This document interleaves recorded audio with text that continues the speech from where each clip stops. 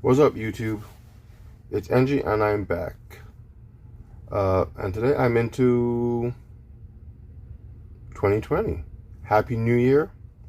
Um, it's been a pretty hectic 2019 for most. So much going on. With this video, it's not so much new tech to talk about, but just what I hope to see and experience in the coming year. CES or CES starts next week on the 7th. That's always very exciting for me. That's when I get my first glimpse of all the new phones and tech coming out for the rest of the year. Kind of gives me my roadmap as to what I'm going to try and see and what I might want to try to get for myself and everything else. So I'm very excited about that. I think it was last year's CES. No, was it last year? They first started to show. Maybe it was the year before. They first started to show the all screen phones with the in-display fingerprint. I think that was just last year. Now every single phone seems to want to have it. Was it Xiaomi that had it? No. Vivo? Yeah. So I'm looking forward to CES. There's a lot of articles and a lot of tech enthusiasts are talking about what is to come. I know that Samsung, they're gonna, or it is assumed they're gonna announce their Lite series. The S10 Lite and the Galaxy Note 10 Lite. They might even announce or gives a hint at the S11, rumored to now be called the S20, which I guess makes sense because the S10, S10, S20, S20, they're trying to change their naming scheme, so it seems, and I mean, I guess it works. And I guess when they reach S100, maybe S100 next 10 years, they'll change it again. I guess we'll see. But yeah, it's rumored that they're gonna show off the S10 Lite. I'm not even sure what the S10 Lite would be. I think that they have the S10e. The S10e was the budget version of the S10 series. Wonderful phone. Of the three of them, the S10e, the S10, and the S10 Plus, I actually preferred the S10 Lite. It felt really good to hold. I know people make fun of people saying that, but it actually did feel really good to hold. And the fact that it came with all of the specs to make it a flagship device in such a small package, it really is something that S10e. I never got one because I'm a Note person, but if I wanted an S10, I would probably go for the E variant.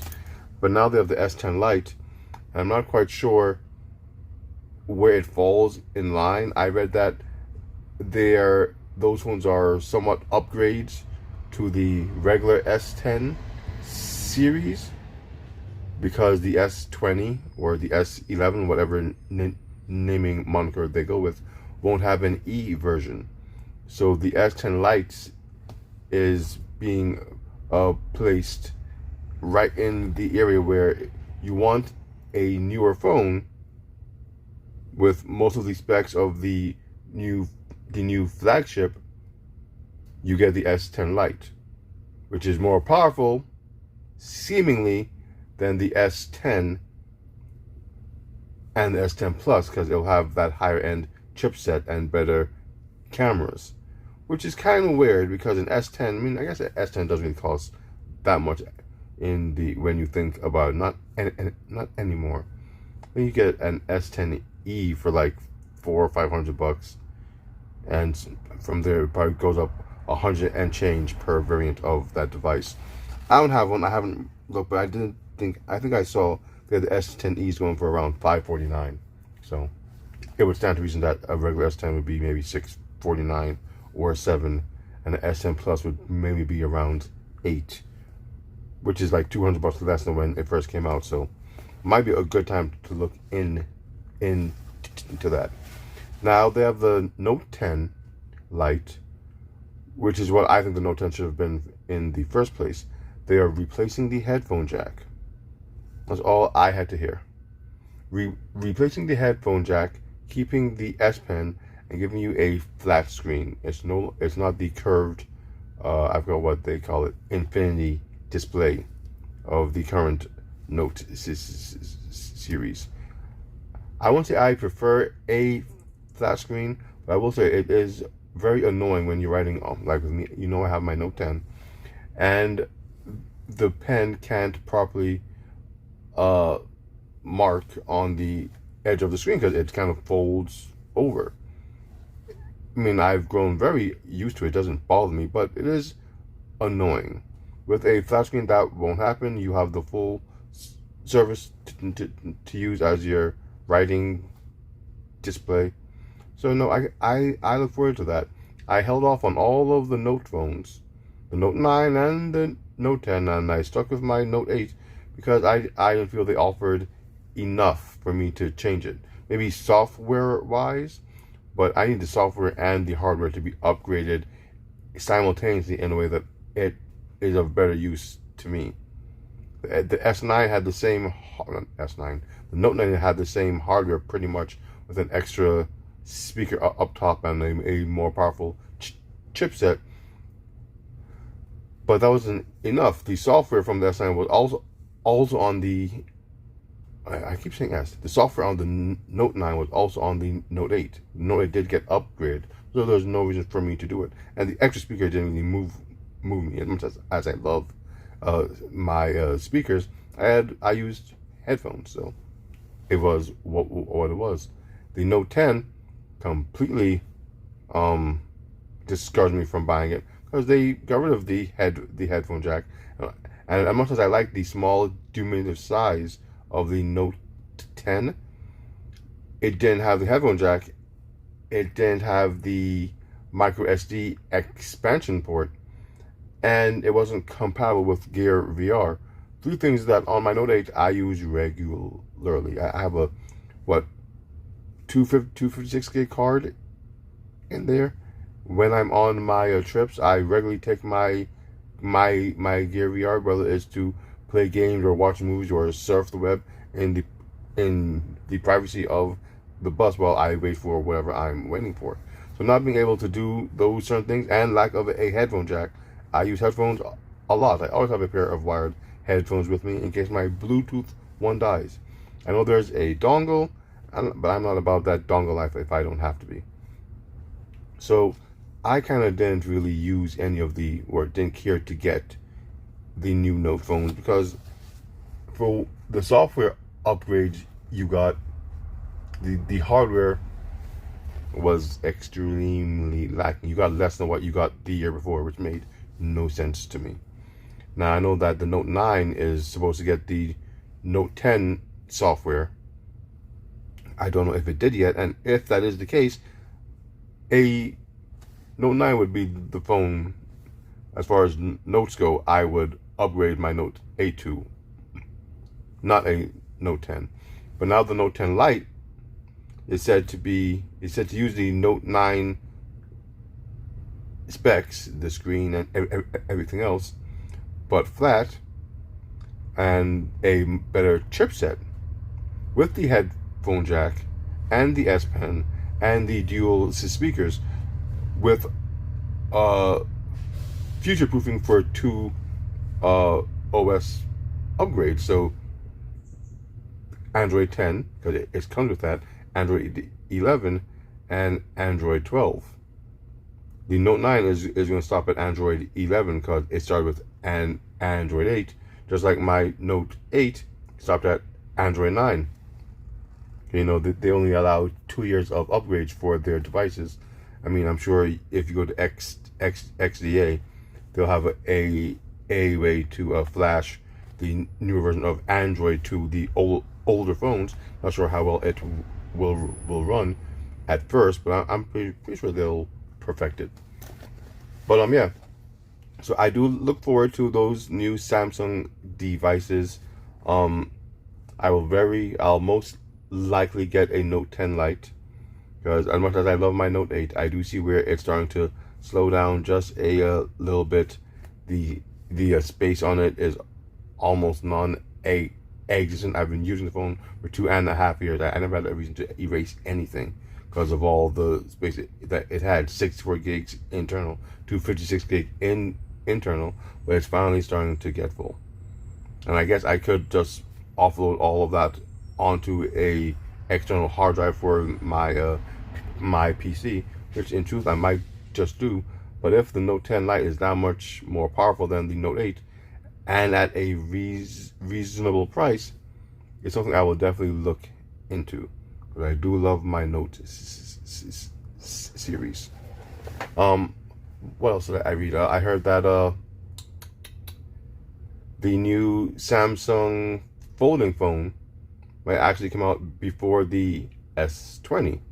So that would give a release date of February, because the S20 is supposed to come out in March, because that's when the S line is normally released, unless they decide to push it back this year, which is highly unlikely. They're pretty much on schedule with these things. Now, I was hoping that this video here would be some news on my Motorola Razr pre-order, but they seem to have pushed that back. Not due to any inconsistencies with the build or anything like that. Not due to screen failure, not screen or hinge failure, but due to according to them, interest in the device. There's so much interest in the device, they cannot meet the demand for it.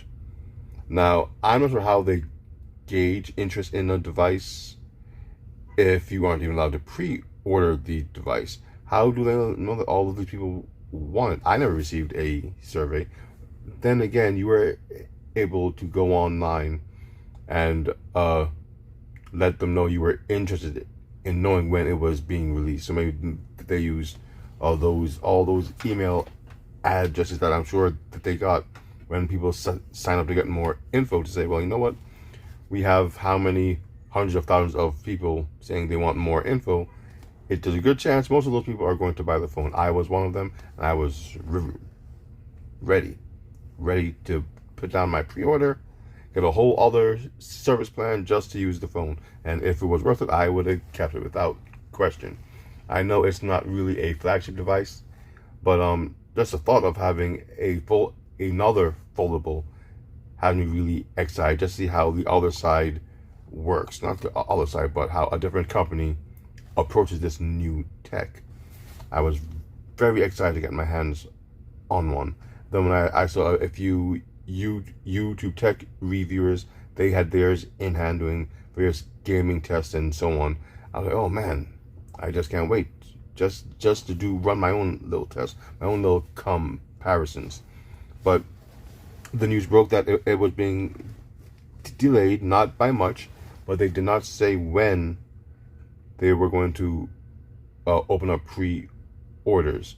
And now that I've read that the Samsung, their next folding device, which is a direct comparator to the Razr, is coming out in February, which is a month after the Razr was supposed to come out, because the Razr was supposed to be released January 6th.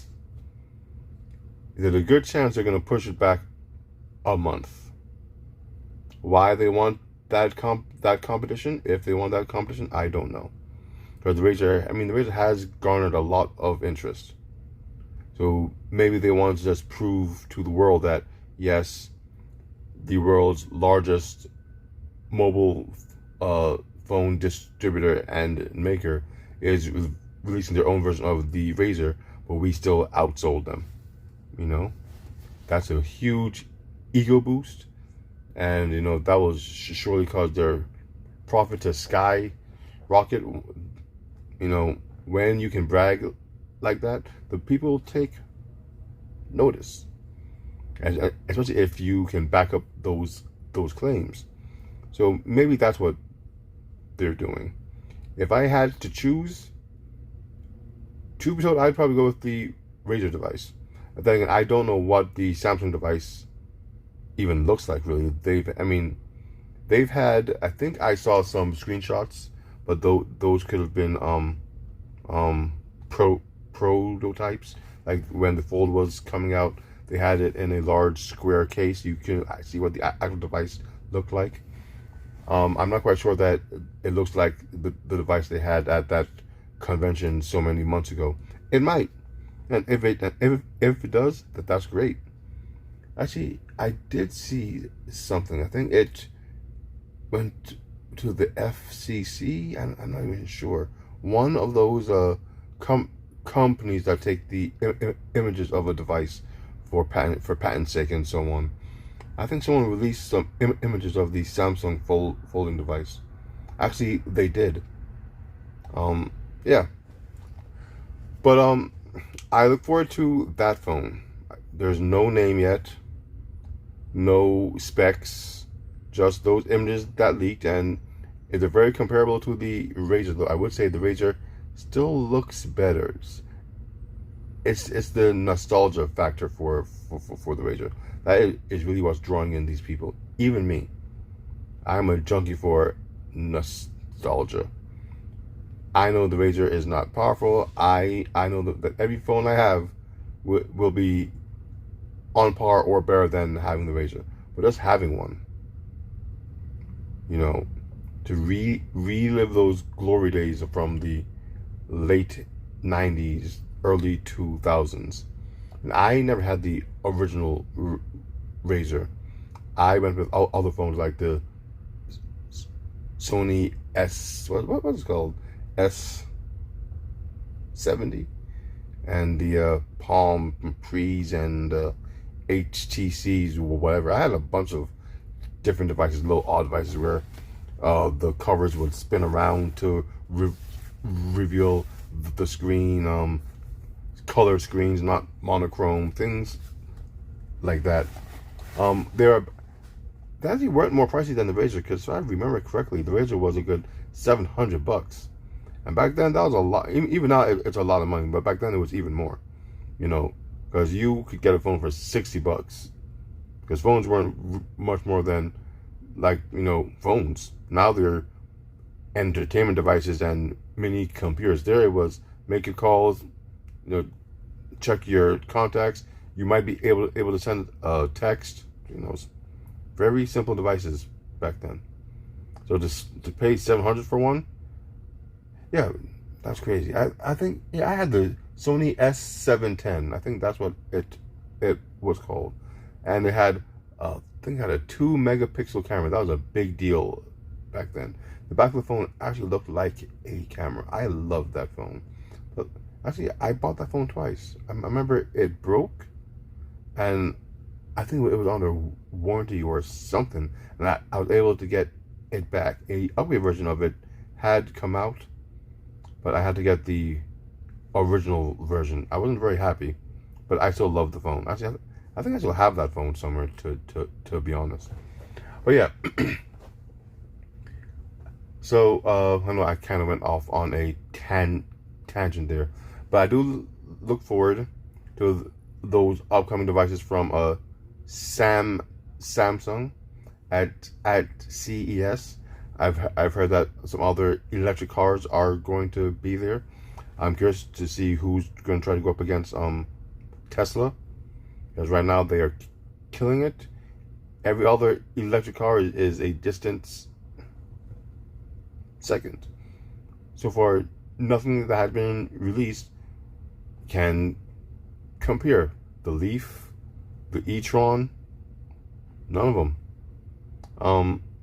But no, competition is good. You know, competition helps drop the price of these things.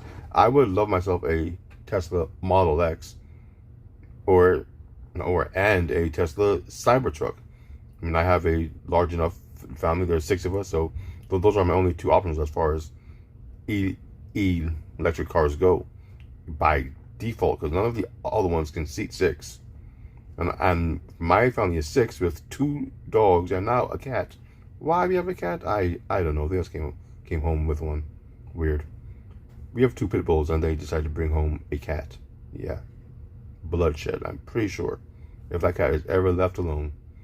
But yeah, I do look forward to seeing what new tech they show as far as electronic cars are as far as electronic cars. Lost my train of thought.